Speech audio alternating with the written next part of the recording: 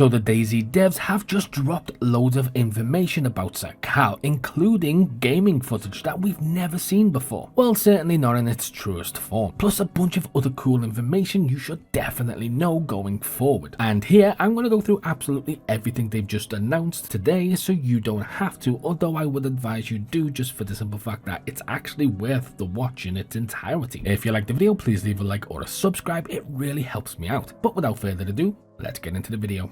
Okay, why the hell do you have a little boy's backpack? You sick son of a...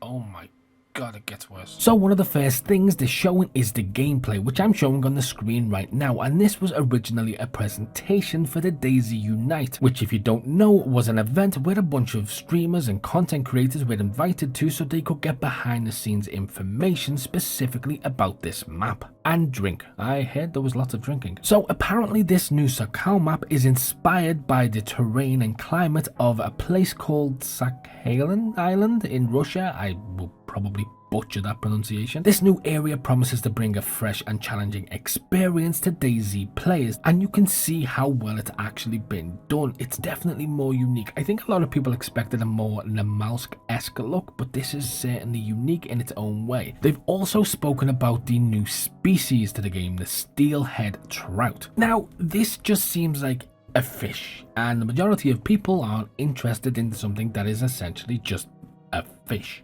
It's a fish. However, it brings with it new survival mechanics, which requires players to adapt their fishing strategy. So not just a fish. And they've also put a lot of effort into this fish. They've also commented on how important the community's feedback is and urged everybody to keep it coming in, and you can do that in my comment section as well, because I'm genuinely intrigued by the community's feedback. They also spoke about how they're going to be adding a new layer of challenges and realism to the game, and they'll be releasing more information in the future, but purely speculative on my side. I think one of the new illnesses will likely be frostbite. I also think there's a possibility of us seeing something along the lines of trench foot, but whether or not that actually manifests, we'll probably see in a few weeks. They've also said, which I know a lot of players will love, you can expect visual upgrades in the Frostline expansion.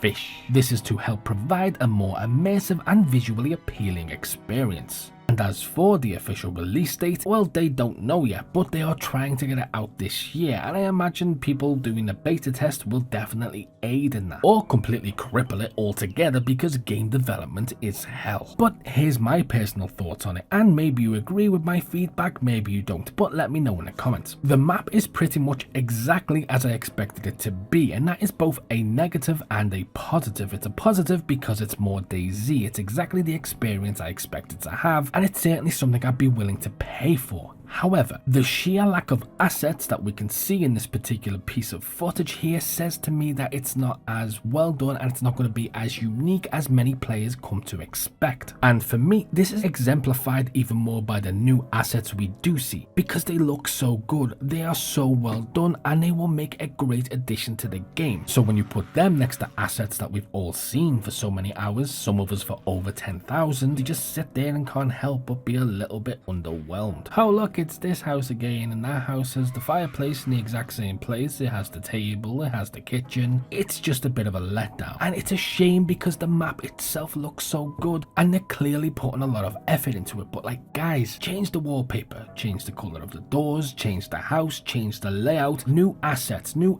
is key, especially considering these assets have already been recycled once before for a DLC we paid for. We're already having to deal with the fact that this map is the skeleton of another map that we've already experienced in another Bohemia interactive game. We're not getting a completely new map from scratch, we're getting what is essentially the skeleton of another map we've already experienced in a Bohemia interactive game.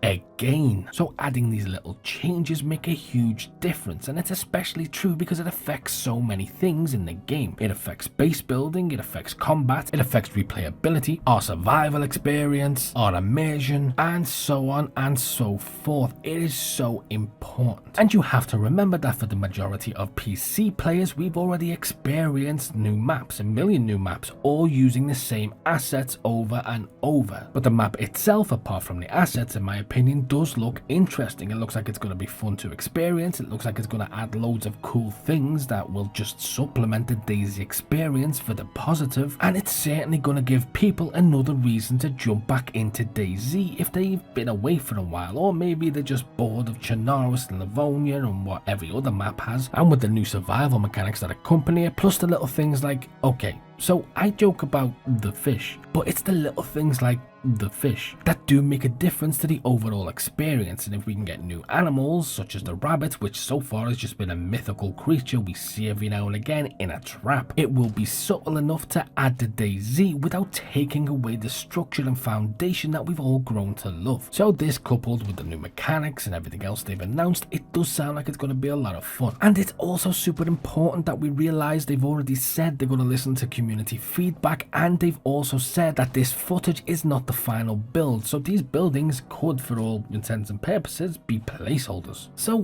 what are your thoughts? And for way more content, click here, or for something else, click here. And as always, till next time.